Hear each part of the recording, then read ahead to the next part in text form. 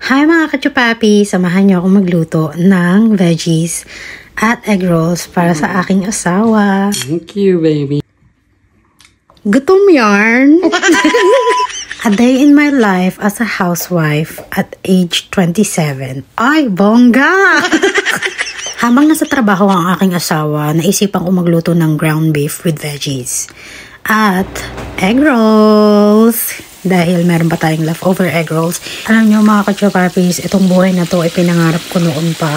Thank you Lord dahil natupad naman. Pangarap ko kasi talaga is maging housewife full time. Taray!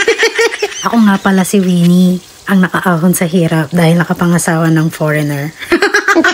Charot. Siyempre, kailangan natin ng prayers para lahat naman ng pangarap natin ay natutupad. Naalala ko nga noon, dati nagtatanong sa akin yung mga kaibigan ko kung anong pangarap ko sa buhay.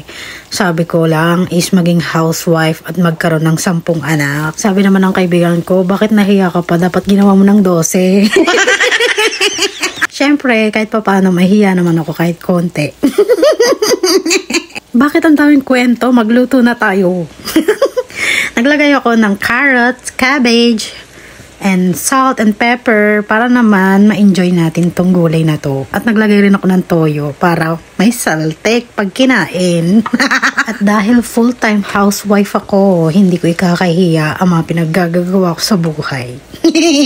At dahil wala tayong hiya, habang kumakayod ang asawa ko sa labas ng aming bahay, pinaglulutuan ko naman siya ng mga healthy na pagkain para naman maganda tayo sa mata ng Panginoon bilang isang Kristiyano na mabuting asawa. Uy, mabuti! Tungkulin ng mabuting asawa ang ipagluto ang kanyang mister para hindi naman sa labas kumain at iba ang makain.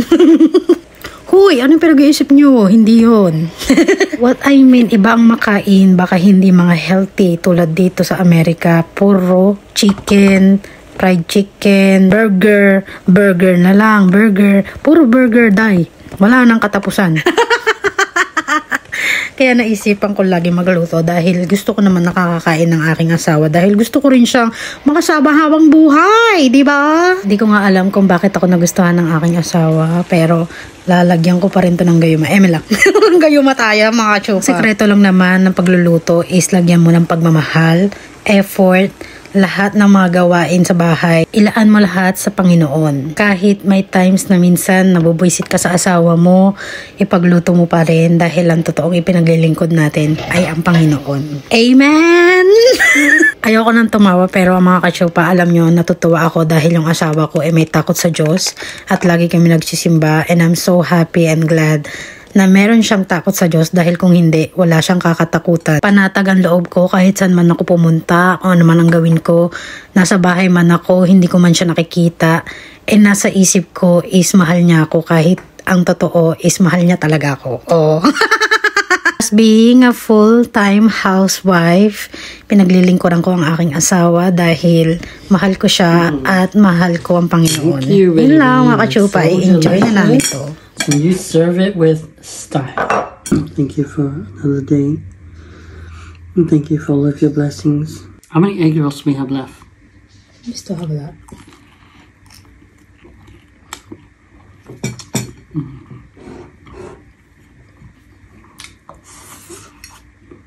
Is it beef?